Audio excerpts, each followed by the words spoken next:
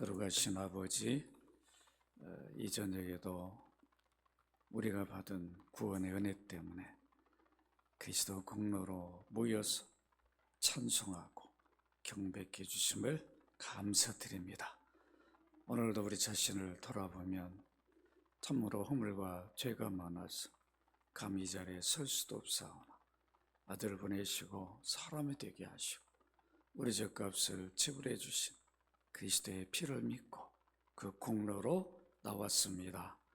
우리 허물과 죄를 깨끗하게 그리스도 피로 씻어주셔서 이 저녁에도 우리가 받은 구속의 은혜를 더 깊이 있게 감사하며 찬송하며 예배하는 저희들 되게 하여 주옵소서. 우리가 구원받은 자라면 어찌 예배를 소홀히 할 수 있겠습니까? 참으로 이 땅에 어느 무엇보다 참으로 이 예배가 소중함을 잊지 않게 하시고 귀하게 여기게 하시고 주님 앞에 부끄러움이 없는 저희들 되게 하여 주옵소서. 이 저녁에도 이 종을 불쌍히 여기시고 그리스도 피로 씻어주셔서 주의 말씀이 힘있게 증거되도록 인도하여 주옵소서. 주 예수 그리스도의 이름으로 기도합나이다. 아멘. 바울 사도의 예배소 사역 우리가 살펴봅니다. 바울은 1차, 2차, 3차 선교 사역을 했어요. 바로 안디옥 교회에서 바나바와 파송을 받고 1차 선교가 시작되면서 또 2차, 3차 이렇게 많은 지역을 다니면서 예수 그리스도를 증거해서 바울처럼 사도 중에 많은 지역을 다니고 복음을 전해서 교회를 세운 사람이 없습니다. 그러니까 사도 중에 사도라고 말할 수 있죠. 그러니까 사도 중에 최고 신학자는 교부들이 뽑은 사람은 사도 요한이에요. 바울이 아니라. 우리는 볼 때 바울이 훨씬 더 훌륭하고 최고로 보지만 그런데 사도 요한은 직접 주님과 함께 사역했던 사람이에요. 이 바울은 그때 없었어요. 사도 요한은 주님께 직접 부름을 받고 십자가도 보고 부활도 보고 성령 강림도 직접 체험한 사람이죠. 그래서 아버지와 아들 성령과 관계를 누구보다 잘 알아요. 그런 것들을 잘 제시해요. 그래서 교부들이 유일하게 최고의 신학자는 사도 요한이다. 그 다음에 또 교부들이 뽑은 또 신학자는 나지안주스 그레고리우스였습니다. 아무튼 우리가 그러면 나중에 이제 여러분들도 기억하면 좋겠죠? 이렇게 참 후대에 참 우리가 최고의 신학자라면 누구일까? 우리는 바울로 생각하는데 그렇지 않아요. 사도 요한이었다. 그러니까 요한은 그만큼 이 그리스도에 대한 하나님 아들에 대한 그 깊이가 우리가 요한복음에 보면 요한 사도가 기록한 요한 1, 3, 4 보면은 직접 경험하고 체험한 그 깊이를 따라갈 수가 없어요. 아버지와 나는 하나다. 이런 표현들을 정말 잘 사용하고 또 사도 요한의 장점이 있다면 예수님 만난 장소, 시간까지도 다 언급을 해줘요. 다른 복음서는 그런 게 없어요. 그렇게까지 이렇게 하는 거 보면 우리가 그냥 쉽게만 넘어가면 안 된다. 참 이 깊이가 보통 있는 게 아니구나. 그러니까 세례를 받는 장면도 베다니 어디에 딱 나와. 다른 복음서 요단강 이렇게만 나와. 자기가 예수님 만난 그 시간까지도 다 얘기해요. 참 학적 수준으로는 사도 요한이 바울을 못 따라가죠. 둘이 시험 보면 바울이 100점 맞을 거예요. 훨씬 머리도 똑똑하고. 그런데 그게 중요한 게 아니에요. 자, 옆에서 전 십자가 졌을 때도 다 도망쳤는데 사도 요한은 끝까지 남아있었어요. 오죽하면 그 마리아 어머니를 누구한테 부탁해요? 요한에게 부탁해요. 네 어머니이다. 그 요한이 어머니가 이모잖아. 그 이모를 에베소에서 평생 한랄 할 때까지 모시고 살아요. 그러니까 얼마나 사도 중에 예수님에 대해서 깊이 알겠나. 그러겠죠? 네. 그러니까 참 그러지만 바울 사도는 사도 요한이 하지 못한 그 복음을 많은 지역에 다니면서 전해서 교회가 세워지는 그런 역할을 감당했는데, 이 사도행전 19장은 3차 전도 선교 사역 가운데 있었던 에베소 지역에서 이 바울 사도의 사역 가운데 어떤 일들이 있었는가, 이 누가는 잘 기록해서 생생하게 전해주고 있습니다. 우리 1절 7절까지 살펴봤어요. 바울 에베소에 가보니까 믿는 것 같기도 하고 믿는 것 같은데 또 이상해. 그래서 이제 질문을 던져본 거죠. 야, 너희들이 믿을 때 성령을 받았느냐? 왜? 성령이요? 성령이 누굽니까? 뭐 성령 이런 분이 계십니까? 전혀 모르는 거예요. 기가 막히죠. 그 예수 안 믿다는 거죠. 제가 늘 강조한 게 뭐예요? 예수 믿음이 성령 받음이고 성령 받음이 예수 믿음 동시에 일어나요. 예수 믿었는데 성령을 다음에 받는 게 아니에요. 기도해가지고 처음에 그냥 중생할 때 맛보기 조금 받고 사역해야 되니까 불 받아가지고 기름 부음 받고, 이게 아니란 말이에요. 이미 성령 오실 때 하나님의 오심이니까 능력이 온천히 오시면 성령이 오지 않고는 우리는 예수 그리스도 주로 고백을 못해요. 그리스도가 이루신 구원 사역을 우리가 믿는다라고 내 머리로는 이해를 못해요. 우리가 이해하고 믿는 게 아니라 그걸 그냥 믿도록 역사해버린 거죠. 내 의지가 설득되어 버리는 거예요. 야, 너 하나님 아들이 와서 구원의 일을 이렇게 이룬 거 너 믿는다라고 고백해. 받아들여. 그냥 손 내밀어 받은 거예요. 내가 할 게 아무것도 없어. 그래서 은혜라고 말하는 거죠. 은혜요. 선물이니까. 선물로 구원을 주셨는데 내가 손을 다 내밀어 받았다고 이게 공로냐고. 부끄럽지. 부끄러워 안 부끄러워요? 아니 공부를 잘했으면 1등을 주면 떳떳하게 가서 아니 공부를 저 밑에서 했는데 야 너 이번에 너 상 준다 그러면 다른 친구한테 얼마나 부끄럽다고. 제가 이거 받아야 됩니까? 아니, 선생님 이거 실수하신 거 아니에요? 부끄러운 거 아니에요. 그냥 우린 죄진 것밖에 없는데 구원을 선물로 줬으니까 이거 정말 받을 수 있는 건가? 부끄러운 거잖아요. 그래서 감격해야 되는 거죠. 은혜니까. 이런 큰 은혜 받았기 때문에 우리는 내 공로가 아니라 은혜로 받았으니까 십자가 공로를 자랑해야 되는 거죠.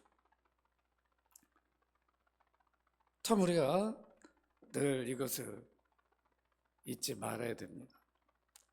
이 십자가 공로. 그러니까 이제 우리가 이 바울은 회당에 들어가기 전에 에베소에 가서 예수 믿음이 성령 바비듬인데 물어본 거죠. 너희도 예수 믿냐? 그러면 기분 나쁠 거 아니에요. 성령 받았느냐? 그럼 예수 믿으면 성령 받았을 텐데 성령이 계신지도 모릅니다. 그러니까 예수 안 믿는 거잖아. 야, 그럼 너희들 세례 안 받았냐? 예수 믿는다라고 고백해야 세례를 줬단 말이야, 초대교회는. 그런데 왜? 우리 요한의 세례 받았습니다. 요한을 따라다니는 거죠. 요한을. 그러니까 오늘날 우리 조심해야 된다. 교회가 세례를 줄 때는 교회 세례가 아니라 예수 믿다 믿음 고백하니까 표를 주는 거죠. 믿지도 않는데 고백도 안 시키고 그냥 가서 주어버리면 안 된단 말이에요. 나 그냥 연합교회 세례 받았는데요, 나 군대 세례 이래버리면 안 된다. 예, 저는 예수 그리스도를 주로 믿습니다. 뭘 믿는데? 십자가에 찢기고 피 흘려서 내 죄값을 지불하기 위해서 그 일이 이루어졌음을 나는 믿습니다. 예수님 피 흘림으로 내 죄값이 다 사해졌습니다. 갚아졌습니다. 나는 구원받았습니다. 하나님 자녀가 되었습니다. 이렇게 누구 앞에도 말할 수 있어야 되죠. 이게 죄에서 건짐받은 거잖아요. 이게 구원이잖아요. 하나님 자녀로 회복된 거잖아요. 이걸 자신 있게 누구 앞에서 말할 수 있어야 되죠. 그렇죠? 이렇게 고백을 하니까 세례를 준 건데, 표로. 그래, 너는 이제 믿는 사람이다. 그런데 요한의 세례 받았습니다. 그러니까 바울이 요한이 세례를 준 것은 너희들처럼 내 요한을 따르답니다, 요한의 제자입니다, 이런 뜻이 아니다. 요한이 내 뒤에 오신 분이 구원주고 메시아인데, 세상 죄를 지고 하나님 어린 양인데 너희들이 이분을 믿어야 된다. 이렇게 소개한 건데, 너희 세례를 받았다면 예수 그리스도를, 세례 요한이 소개한 예수 그리스도를 너희들이 믿어야 되는 거죠. 지금 뭐 하고 있느냐? 그래요, 우리가 잘못 알았군요. 믿겠습니다. 그래서 그때 믿게 돼요. 성령을 받죠. 이렇게 해서 에베소 사역이 12명, 세례 요한을 따라다니는 12명, 바울을 만납니다. 진정한 복음을 받게 되죠. 예수 믿게 된다. 그러니까 오늘 우리가 이 믿음이 있는지 잘 확인해 봐야 돼요.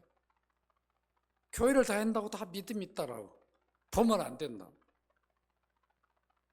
우리는 늘 교회를 다닐 수는 있어요. 그러니까 보통 이러겠죠. 안 다닌 것보다 좋다. 양이 다니려면 믿음이 확실히 있어야 되겠죠. 그렇죠? 그냥 교회만 다니면 되는 게 아니라 교회가 가르치는 설립자를 믿어야 되죠. 예수 그리스도가 설립자죠. 구원주를 믿어야 되죠. 그걸 안 믿는다면 교회를 다니면 되는 게 아니죠. 이렇게 12명 예수 믿는 자들이 생겼습니다. 그래서 바울은 본래 자기 선교 전략대로 이제 어디로 가요? 회당에 갑니다. 회당에 가서 이제 오늘 8절을 여러분 이렇게 보면, 바울이 회당에 들어가 석 달 동안 다음 데이 그랬어요. 다음 데이 하나님 나라에 관하여 강론하며 권면했다, 이렇게 말합니다. 회당에 들어가서 3개월. 여기 다음 데이 이런 단어를 쓰고 있습니다. 그리고 하나님 나라에 관하여 강론하며 권면했다. 여기 하나님 나라는 누가 도래시켰죠? 예수 그리스도가. 예수 그리스도가 곧 하나님 나라예요. 우리 분리하면 안 되죠. 예수 믿음으로 우리가 하나님 나라를 소유하죠. 이 땅 가운데도 예수 믿음으로 우리가 하나님 나라 백성이 돼서 하나님 나라 시민이 돼요. 아직 완성은 안 됐죠. 주님 재림으로 완성이 이루어지죠. 이미 그 시민권으로 이 땅에 살아요. 완성된 하나님 나라는 구원받은 자들이 그리스도와 더불어 영원히 사는 나라죠. 하나님 통치가 이루어지는 나라. 그 하나님 나라는 그 너무 약한 하나님 통치가 안 이루어지는 데가 어디 있어요? 하나님 나라는 구원받은 자들, 그리스도와 더불어 영원히 그 은혜를 누리는 나라예요. 좋은 나라죠? 사모해야 되겠죠? 구원을 안 받은 자는 그 나라를 못 들어와. 거기 통치주가 예수 그리스도죠. 아버지, 아들, 성령이 다 함께 하시죠. 아들에게 다 위임을 했어요. 그래서 큐리오스라 예수, 주 예수죠. 하나님 나라 복음을 전해준 거죠. 바울이. 여기 강론은 3개월 동안 때로는 회당에 들어가서 그들의 의문을 토론도 하고 또 때로는 설교도 하고 어느 때로는 논쟁도 하면서 이렇게 가르쳤어요. 또 질문도 받은 거죠.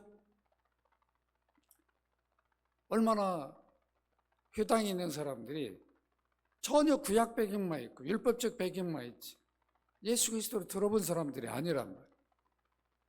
그러니까 그들에게 제사밖에 모르고 율절밖에 모르고 그런 사람들에게 갑자기 바울이 와가지고 예수 그리스도를 전하니까 얼마나 궁금하겠노. 그렇죠? 그러니까 서로 때로는 질문도 받으면서 이렇게 한 것이 강론을 했다는 뜻입니다. 이렇게 그들에게 여기 권면은 때로는 설득도 한 거죠. 너희들이 그렇게 알고 있으면 안 된다. 이걸 믿어야 된다라고 이렇게 분명히 선포해 줬습니다. 이렇게 전했는데 여러분 여기 담대히 전했단 말은 확신을 가지고 전했다 이런 뜻이죠. 그러니까 우리가 복음을 전할 때는 확신을 가지고 전해야 돼요. 믿어보세요. 나도 믿으려고 해요. 이게 아니라 내가 믿는 예수 그리스도가 인류 구원주, 하나님 보낸 확실한 구원주입니다. 이거는 믿어도 되고 안 믿어도 되고 믿어야 됩니다. 정확하게 말해줘요. 이 은혜 바라죠? 정확하게 말해요. 내가 믿는 예수 그리스도 여러분들도 믿으시기 바랍니다. 나도 좀 믿어보려고 애쓰고 있으면 이렇게 말하면 안 된다. 확실하게 바울이 믿는 예수 그리스도를 하나님 나라를 전해 주었습니다. 이때 어떤 반응이 일어납니까? 하나님 나라를 복음을 전한다고 그래서 누구나 다 믿고 반응하는 게 아니에요. 사도가 전했다고 그래가지고 다 반응하고 그런 게 아니었어요. 여러분 9절을 같이 한번 읽어보도록 하겠습니다. 9절 시작. 어떤 사람들 마음이 굳어 순종하지 않고 무리 앞에서 이 도를 비방했다 그럽니다. 이 회당에 속한 유대인들이 마음이 굳었다. 이야, 이 굳었단 말은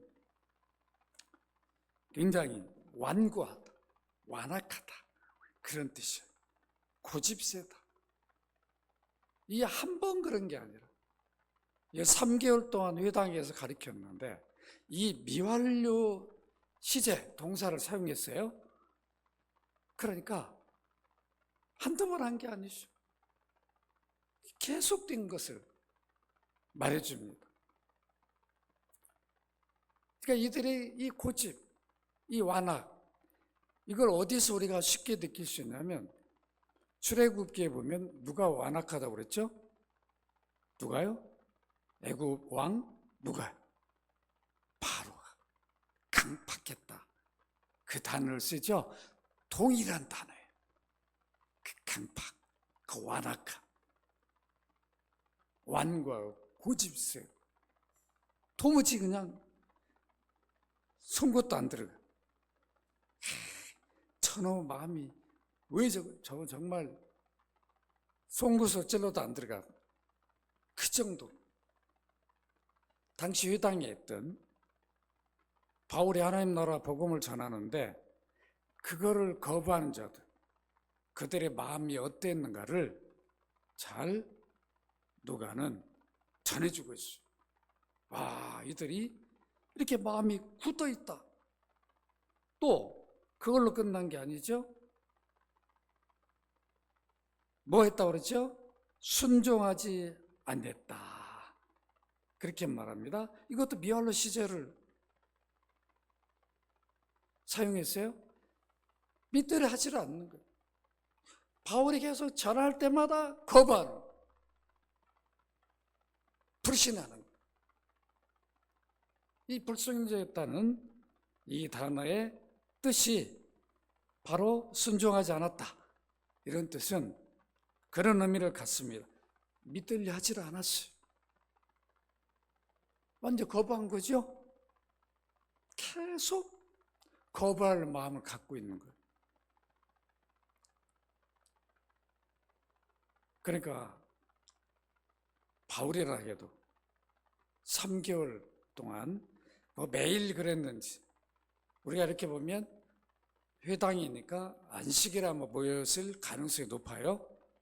그때마다 바울이 하나님 나라 복음을 전하면 이런 사람들이 있었습니다.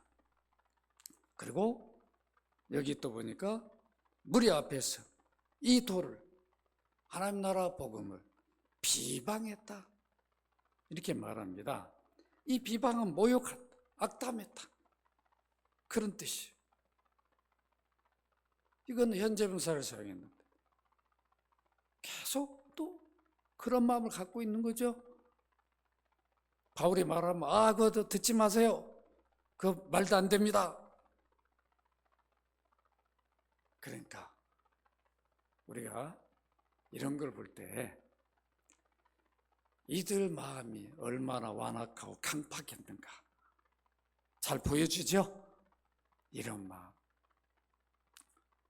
오늘 우리가 이런 마음을 가지면 안 되겠죠? 설교를 듣거나 교회에서 어떤 나눌 때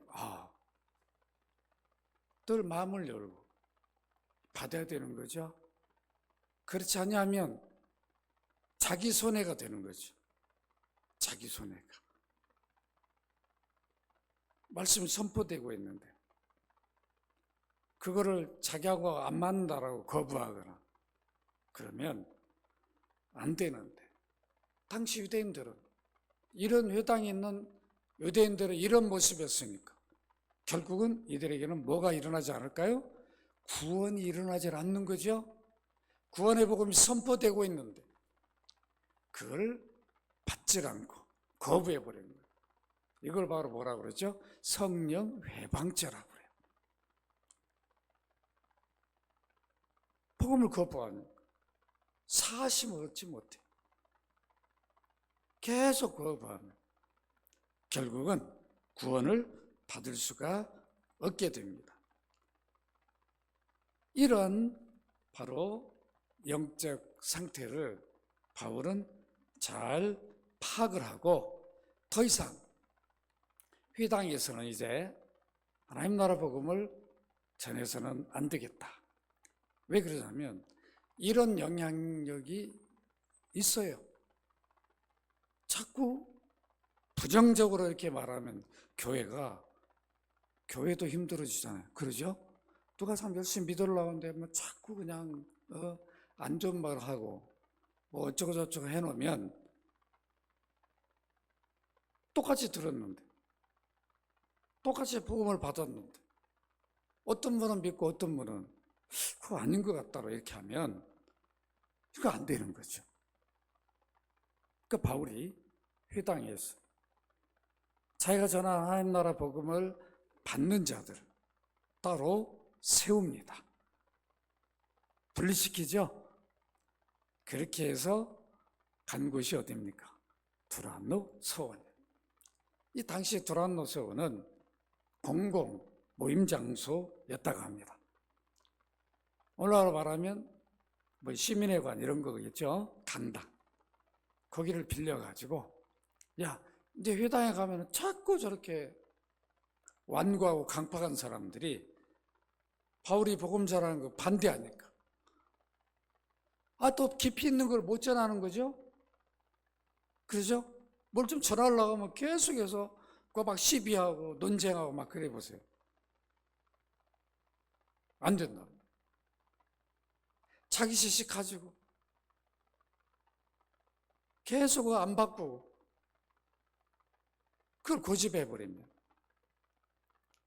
믿음이 들어올 수가 없는 거죠. 잘할 수가 없는 거죠.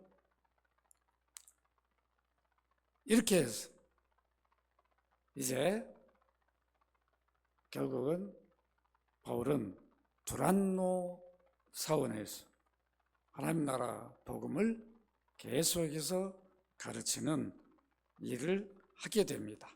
이때 여기 보니까 몇 년 했다고 말하고 있어요? 10절을 같이 한번 읽어보십시다. 10절 시작. 2해 동안 이같이 하니 아시아에 사는 자는 유대인이라 헬라인이라 다 주의 말씀을 듣더라. 2해 동안 2년. 얼마나 바울이 두란노 서원에서 열심히 가르쳤는지 어디를 보면 하면 사도행전 20장 31절. 사도행전 20장 31절 우리 한번 같이 찾아서 읽어볼까요? 같이 한번 띄워주면 읽어보십시다. 시작. 그러므로 여러분 읽기에 내가 3년이라 밤낮 쉬지 않고 눈물로 각 사람을 훈계하던 것을 기억하라. 에베소서요. 3년 동안 얼마나 열심히 가르쳤으면 밤낮 쉬지 않고 눈물로 각 사람을 훈계하던 것을 기억하라. 에베소를 떠나면서 에베소 장로들의 바울, 내가 너희들 이렇게 가르쳤잖아. 바울이 가진 걸 다 쏟아낸 거죠. 다 쏟아낸 거예요. 후회 없도록. 뭐 에베소가 또 더 이제 사역할 수도 없으니까. 또 다른 데를 가야 되니까. 이 바울이 많은 지역을 다 했는데 고린도하고 에베소에서 가장 긴 사역을 했어요. 목회를 길게 했다. 3년을 했으니까. 에베소 교회는 복된 교회죠. 바울을 3년 동안 모시고 배운 교회예요. 그런 교회가 지금은 초토화돼가지고 싹 그냥 무슬림으로 가버려가지고 거기 한국 선교사 가가지고 그것도 우리 연합교회가 지금 함께 협력하는 박선교사 에베소 교회를 세웠어요. 에베소 지역에. 그래서 지금 터키 사람이 잘 키워가지고 목회를 하고 있어요. 지금 우리 가까워야 되지 않겠어요? 서머나에 가서도 2개를 세웠는데 서머나 하나는 에베소에 가서 바울이 그렇게 복음을 전했던 것입니다. 그걸 이어가지 못해가지고 다 이제 초토화돼 버려가지고 이거 우리가 정신 차려야 되죠? 교회가 복음을 잃어버리면 훗날 다 문을 닫게 돼버려. 왜 그러냐면 예수 그리스도의 그 구원사에게 그 귀함을 잊어버려. 하나님 하고 그냥 그러다가 그냥 끝나버리는 거죠. 형식적인 믿음 생활 하다 끝나버리는 거예요. 내가 받은 구원이 어떻게 이루어진 것을 우리가 잊지 말아야 되는 거예요. 그걸 생각하면 하나님의 아들을 보내서 우리 대속하는 것을 생각하면 우리는 겸손할 수밖에 없어. 낮아질 수밖에 없고 그 복음의 빛이 얼마나 큰가를 잊을 수가 없는 거예요. 근데 우리는 하나님 주권, 은혜만 강조하다 이걸 놓쳐버렸어. 예수 그리스도를 놓쳐버려요. 기독교 그리스도교인데 그리스도가 없어져. 이러면 안 된다. 그런 걸 전하지 않아요. 결국은 다 교회들이 사라져버렸죠. 얼마나 안타깝습니까? 이렇게 두란노에 열심히 사역을 했는데 하나님 나라 복음을 전하고 가르치는 바울 사역을 통해서 어떤 일이 일어났습니까? 우리 11절 12절 같이 한번 읽도록 합니다. 함께 읽습니다. 시작. 하나님 바울의 손으로 놀라운 능력을 행하게 하신, 심지어 사람들이 바울의 몸에서 손수건이나 앞치마를 가져다가 병든 사람에게 얹으면 그 병이 떠나고 악귀도 나가더라. 예수님 사역 때 예수님 옷까지만 이렇게 만져도 야, 난 병이 낫겠다는 그런 막 간절함이 있었죠. 그런데 그런 마음으로 만지니까 병이 나았어요, 안 나았어요? 누구만 알아요? 예수님하고 잡은 사람 많은 거예요. 사도들은 몰라요. 예수님 하나님이시니까 어떤 마음으로 내게 다가왔는지를 다 아신다. 중심. 그러니까 우리 마음 중심이 이렇게 중요한 거죠. 마음 중심. 바울 사도는 주님, 내가 에베소에 가니까 막 이런 기적, 이런 놀라운 표적이 막 일어나게 해달라고 그런 적이 없어요. 열심히 하나님 나라 복음만, 하나님 나라를 이 땅에 도래시킨 하나님 나라가 우리가 어떻게 소유하는지, 어떻게 백성이 되고 시민이 되고 자녀가 되는지 자신을 믿어야 되죠. 예수 안 믿으면 하나님 나라를 소유할 수가 없어요. 시민이 될 수가 없어요. 하나님 나라는 그리스도와 이꼴이 되는 거죠. 하나님 나라를 직접 가르쳐 준 분이 어떤 나라인가 비유로도 말씀해 주신 분이 유일하게 예수님이에요. 예수님이 하나님 나라가 어떤 나라인가를 가장 잘 말해줬어요. 어떤 선지자도 구약의 어떤 사람도 그렇게 말하는 사람이 없어요. 이거 우리가 잘 알아야 되죠. 놓치면 안 된다. 이렇게 바울을 통해서 놀라운 능력들이 나타나게 됐습니다. 여기 행하다는 것, 미완료 시제를 사용하고 있어요. 사역 가운데 계속 그런 일들이 일어난 거죠. 바울이 일부러 하려고 하는 게 아니라 바울이 바로 주님이 세운 사도라 하는 것은, 주님이 그에게 복음을 맡겼다고 하는 것을 드러내게 해준 거죠. 근데 오늘날 우리는 반대라고 복음 안 전하면서 자꾸 뭐 이적만 일으키려고. 그러니까 이적도 안 일어나고, 복음이 증거돼, 그리스도의 복음이 증거돼 믿으면 그게 이적이잖아요. 이보다 더 큰 이적이 어딘지 알아요. 이걸 이적으로 여기질 않아요. 내가 예수 믿고 거듭난 것처럼, 성령을 모신 것처럼 세상에 더 큰 이적이 어디 있어요? 내가 이 변화처럼 소중한 게 어디 있냐? 병 고친 거 비교할 수가 없는 거죠. 세상 사람들은 성령이 누군지 알지도 못합니다. 우리는 다 모시고 살죠. 이런 놀라운 기적이 내 안에 일어납니다. 그리스도의 생명을, 부활의 생명을 접붙인 반, 한 몸이 되는 이런 이적이 일어납니다. 이걸 이적으로 여기질 않는다. 이게 가장 큰 복인데 목사님들이 이거를 가장 큰 복이라고 말해야 되는데 그렇죠. 그렇게 자꾸 구원을 받고 하나님 자녀로 살면서 이런 권세를 가졌는데 자꾸 기웃거리는 거죠. 다른 것을. 그 능력을 다 상실해버리는 거예요. 그 권세를 주셨는데 상실해버리는 거예요. 이게 오늘날 이 기독교의 현주소예요. 너무 안타까운 거죠. 우리는 복음을 받았어요. 그리스도를 보화로 여기시기를 바랍니다. 그리스도를 보화로 여겨. 하나밖에 없는 보화. 내 전 재산을 다 팔아서 소유한. 더 있지도 않아 내 안에 보화는. 나 이거 하나밖에 없어. 그 얼마나 애지중지해야 됩니까? 여기 안에 있는지 늘 확인해야 돼. 내가 잘 이 보화를 간직하고 모시고 있는지 확인해야 돼.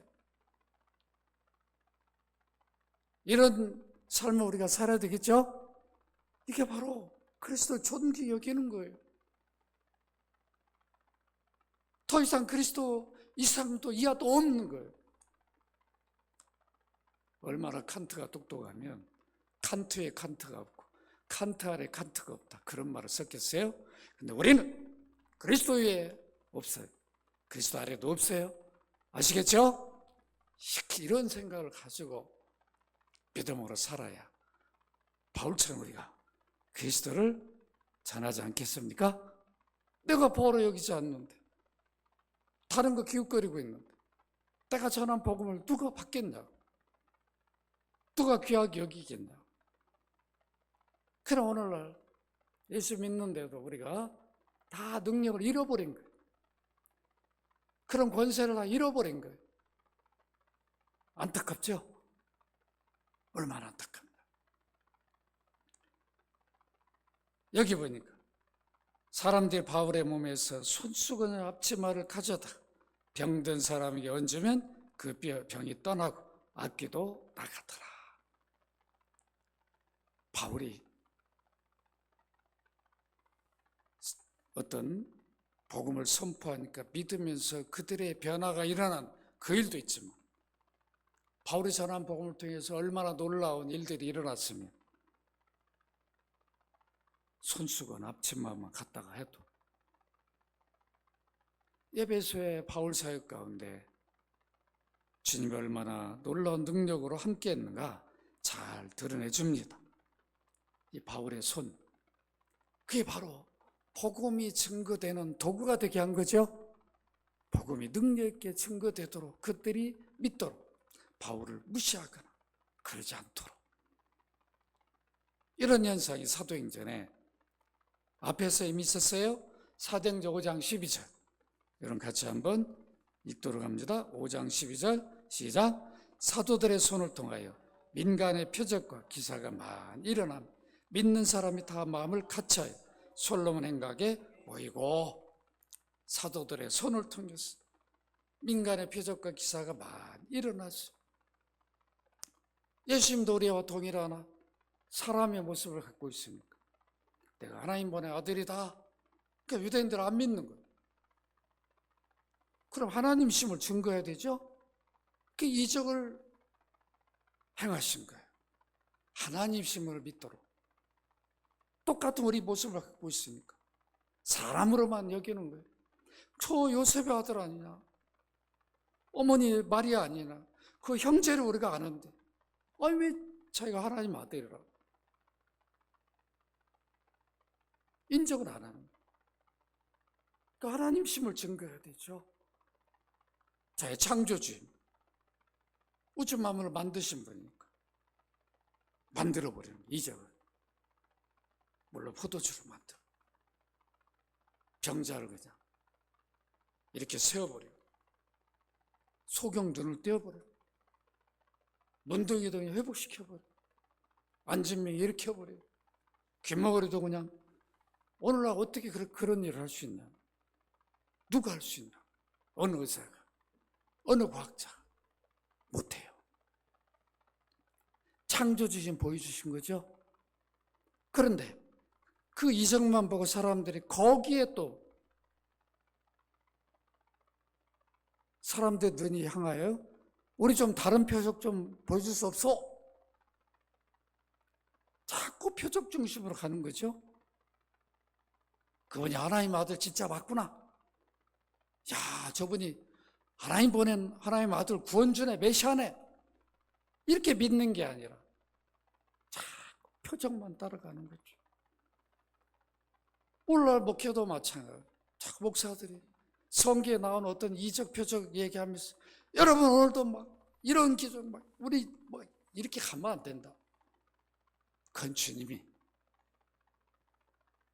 필요하면 해주실 것이고, 그러죠? 우린 기도하는 거죠. 그 기적이 안 일어난다고 그래서 주님 우리 함께하지 않고 그게 아니란 말이에요. 이적과 기적은, 표적은 주님이 필요해서 하는 거지, 내가 필요해서 하면 안 된다. 그러니까 우리가 그 중심으로 빠지면 안 되는 거죠. 어느 때는 답답하니까 좀 일어났으면 좋겠죠. 그냥 아이고 좀 주님 이런 때 좀 확 좀 이런 기적을 좀 일으켜 주십시오. 막 간절함이 있지만, 그러나 우리는 주님이 어떤 그 일을 통해서 어떤 계획이 있으신지 우리는 모르니까 기도하고 기다려야 되는 거죠. 인내하면서 기다려야 돼요. 이렇게 놀라운 이적이 일어났는데 또 재미있는 현상이 나타났어요. 여러분 13절 14절 한번 함께 읽도록 합니다. 시작. 이에 돌아다니며 마술한 어떤 유대인들이 시험삼 악기 들린 자들에게 주 예수 이름을 불러 말하되 내가 바울이 전파하는 예수를 의지하여 너에게 명하노니 하더라. 유대한 제사장 스게와와 일곱 아들도 이 일을 행하더니, 여기 마술한 자, 여러분 마술은 다 속임수죠. 어떤 속임수? 뭐 주술하는 자들. 뭐 출애굽 때 모세가 탁 와서 어떤 이적을 다 행하면 마술사도 막 따라 했단 말이에요. 그냥 바울이 예배소에서 여러분 얼마나 소문이 났겠어요. 그래 안 그래요? 우리 연합교회에서 갑자기 여기서 누가 그냥 기도했더니 일어났다, 기적이 일어났다, 그냥 과천 이만한 바닥에 그냥 소문이 쫙 날 거 아니에요? 그럼 그냥 여기 막 과천에 모두 환자 다 올 거라고. 예배소 지역에 얼마나 소문이 막 퍼졌겠어요. 3년 동안 바울이 사역에 했습니다. 사람들이 막 구경도 왔겠죠? 그러다 보니까 뭐 하는 일은, 모방하는 일이 막 일어나는 거죠. 바울이 이렇게 하네? 예수 이름으로 이렇게 하니까, 저렇게 하니까 병도 막 고쳐지고, 막 그냥 악한 귀신 들린 자들이 막 귀신 떠나가고 막 그러네? 야, 우리도 한번 저렇게 한번 해보자. 그렇게 됩니까, 그게? 안 되는 거죠. 모방한다고 되는 게 아니죠. 바울은 주님이 세워서 복음을 증거하도록 세운 사도청. 바울은 일부러 가서 그 일을 하려고 한 게 아니라 복음을 증거하면, 그들이 받으면 악한 영들이 떠나는 거죠. 더 이상 지배할 수가 없는 거예요. 성령을 모셨는데 악한 영이, 성령이 나가십시오 하고 지가 있는 게 아니라, 한 버릇인 성령은 영원히 떠나지 않아요. 그리스도 우리는 끊어지지 않아요. 악한 영은 우리를 유혹하는 거지. 아시겠죠? 피조물이에요. 두려워할 이유가 없어요. 우리가 약하면 자꾸 악한 영들이 우리 유혹해가지고 넘어뜨린다. 그때는 믿음 고백을 해야 돼요. 십자가 피 흘려 죽으신 예수 그리스도를 나의 주로 믿습니다. 악한 영이 딱 유혹하면 딱 보이잖아. 느껴지잖아. 사단아, 나는 예수 그리스도 주로 믿는 믿음의 사람, 하나님 자녀다. 십자가에 찢기고 피 흘리시면 나는 믿는다. 너 아무리 다 유혹해도 소용없다. 다 이렇게 선포해야 되죠. 그러면 와, 이거 확실히 믿는 사람이구나. 전혀 와서 유혹을 할 수가 없어요. 그런데 그냥 다 유혹 와서 탁 던져보니까 막 그냥 흔들흔들한, 계속 욕을 하는 거죠. 그러니까 우리의 믿음 고백을 분명히 해야 됩니다.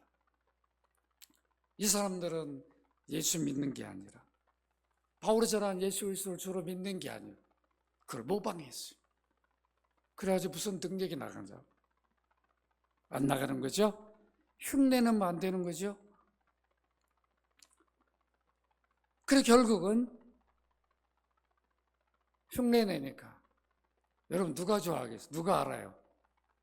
귀신도 알아. 악한 영도 알아. 아이고 이거 가짜가 까불고 있구나. 그래서 한번 읽어보십시오. 얼마나 재밌는가? 사도행전 19장 15절 16절 같이 한번 읽도록 합니다. 시작. 악귀가 대답해 이르되 내가 예수도 알고 바울도 알고 너희는 누구냐 하면 악귀 들린 사람 그들 위에 뛰어올라 눌러 이기니 그들이 상하여 벗은 몸으로 그 집에서 도망하지. 아이고 참, 이 얼마나 창피한 일이 일어난다고. 예수도 안 믿고 바울이 하는 거 흉내만 내다가 모방하다가 이런 망신을 당한 거죠. 귀신도 다 알아요. 이 사람 믿는 사람인지 안 믿는 사람 안다고 알아요. 그러니까 우리는 예수 믿으면 귀신들은 얼씬도 못하게 해야 되죠. 그 믿음으로 분명히 서 있으면, 믿음 고백을 분명히 하면 이 사람은 아무리 유혹해도 안 되네. 아니 사기도 칠 사람이 나와서 보면 전혀 흔들림이 없으면 못 친다고. 다 와서 보면 귀가 얇아가지고 그냥 막 받아들이고 막 이렇게 넘어가면 당해버리는 거예요. 다 이거 사기구만. 다 갈고 딱 거절하고 듣지도 않고 이렇게 해버리면 더 이상 어떤 것도 못하는 거예요. 악한 영이 우리한테 와서 어떤 유혹을 하려고 하면 바로 분전박대해야 되죠. 믿음 고백해서 나는 예수 믿는 사람, 구원받은 사람, 하나님 자녀다 하는 그걸 분명히 고백할 수 있어야 됩니다. 이렇게 바울이 복음을 전해서 바뀐 사람들, 그들이 믿고 변화된 모습이 어땠는가? 사도행전 19장 17절로 20절 잘 나타나 있습니다. 같이 한번 읽도록 합니다. 시작. 예배에서 하는 유대인과 헬라인들이 다 이를 알고 두려워하며 주 예수 이름을 높이고 믿은 사람들이 많이 와서 자복하여 행한 일을 알리며 또 마술 행하던 많은 사람이 그 책을 모아가지고 와서 모든 앞에서 불사르니 그 책값을 계산한 즉 은 5만이나 되더라. 이와 같이 주의 말씀이 힘이 있어 흥황하여 세력을 얻으니라. 복음을 받으니까 변화돼 버리잖아. 이게 참 위기죠. 예수 믿고 나니까 자기들이 남을 속이고 마술하고 주술하던 거, 이거 다 헛된 거구나. 다 불태워버리는 거. 이게 진정한 변화죠. 이게 진정한 믿음이라는 거예요. 그리스도께로 복음으로 돌아온 거죠. 우리는 회개를 자꾸 잘못 가르쳐 입술로만 회개를 하게 만들어요. 제가 뭘 잘못했습니다. 이거는 참 회개가 아니에요. 완전히 돌이켜버려야 되죠. 그리스도께로. 제가 잠시 주님 밖으로 내가 생각과 눈이 갔었는데 제가 주님 안으로 다시 옵니다. 마음과 생각과 모든 눈이 주님 십자가로 다시 돌아와야 되죠. 이게 참 회개인데 우리는 그냥 뭘만 잘못했습니다. 용서해 주세요. 끝. 그 다음부터는 또 가서 또 해. 그 일을 또 해. 그러고는 또 주일 나와가지고는 저 조금 잘못했습니다. 용서해 주십시오. 또 월요일 날 되면 또 나가서 또 해. 월요일 같이도 안 해. 그냥 여기 예배당 밖에 나가면 바로 해. 그게 회개가 아니라 진정한 회개는 끊어버리고 내 힘으로가 아니라 성령님 이런 죄에 빠지지 않도록 이 유혹에서 내가 이길 수 있는 힘을 주시옵소서.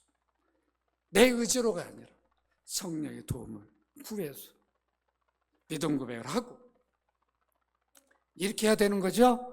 그러면 성령이 도와주는 거예요. 그런데 우리는 내 의지로만 하려고. 내 의지로는 새로운 삶을 못 살아요. 누가 살 수 있냐고. 그래서 성령을 주신 거죠. 성령의 도움을 얻고 살라. 중생했다고 성령 모셨다라고 성령으로 사는 게 아니라 기도해서 도움을 요청해야 내 안에서 일하시는 거죠. 이걸 우리가 분명히 알아야 돼. 말씀을 맺습니다. 우리가 복음을 하나님 나라를 소중히 여겨야 돼. 완악하면 안 돼. 비방하면 안 되는 거죠. 다 받아들여야 돼. 그래야 내 삶의 변화가 일어나요. 정말 오늘 듣고 또 내일 들어도 내가 잠깐 십자가를 잊었는데 다시 듣고 회복되는구나. 감사합니다. 이래야 되는 거죠. 우리가 매일 밥 먹잖아. 지겹지도 않아요? 지겹지도 않아요. 그럼 매일 똑같은 밥. 안 지겹죠? 권사님 그러죠? 지금까지 그렇게 오래 드셨는데 한 1년 좀 밥 좀 끊고 아니라 다른 거 아무리 먹어도 밥을 먹어야 돼. 우리가 늘 밥을 먹듯이 우리가 그리스도를 복음을 잊으면 안 되는 거죠? 다 듣고 또 새기고 이 삶을 살아야 돼. 그래야 보화를 여기며 사는 거죠.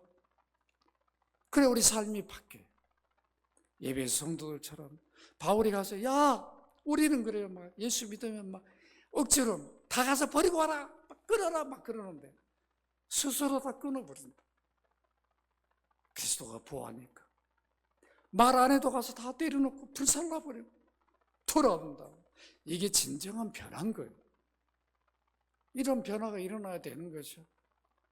악한 길로 가라고 해도 안 가는 거죠.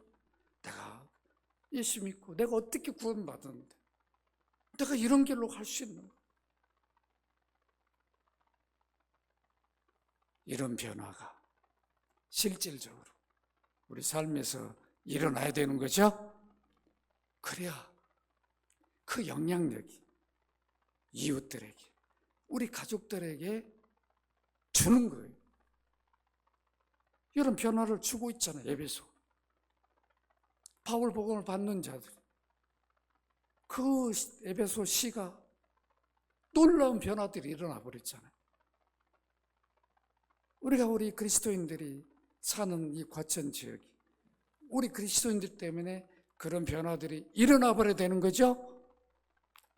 이런 일을 여러분들이 영향력을 주기를 주의 이름으로 축원합니다. 거룩하신 아버지, 바울 사도의 에베소 사역 우리 아들 깊이 새기기를 원합니다. 하나님 나라 그리스도의 복음을 전해줬을 때 모두가 다 믿은 것은 아니고 오히려 유대인들은 자기 것을 버리지 못하고 끝까지 고집하고 바울을 모욕하고 비방하고 거부했지만 그러나 믿는 자들은 놀라운 변화들이 일어났습니다. 우리들도 믿는 자가 되어서 놀라운 변화들이 일어나게 하여 주옵소서. 이 복음의 능력이 우리 삶 가운데 드러나는 복된 삶이 되게 하여 주옵소서. 돌아갑니다. 주님, 귀한 종들을 지켜주시고 가정의 자녀들에게 또 사업 일터를 다 은혜 입혀 주옵소서. 저들을 통하여 복음의 능력이 증거되는 영향력이 드러난 복된 은혜를 주옵소서. 주 예수 그리스도 이름으로 기도합나이다. 아멘. 주 예수 그리스도의 은혜와 아버지 하나님의 사랑과 성령의 교통하심 예배소 사역 우리의 마음에 새기고 그 놀라운 변화들이 우리 안에 일어나기를 소원하는 귀한 주의 백성들, 가정의 자녀들, 산업일터에 함께하여 주시기를 간절히 축원하옵나이다. 아멘.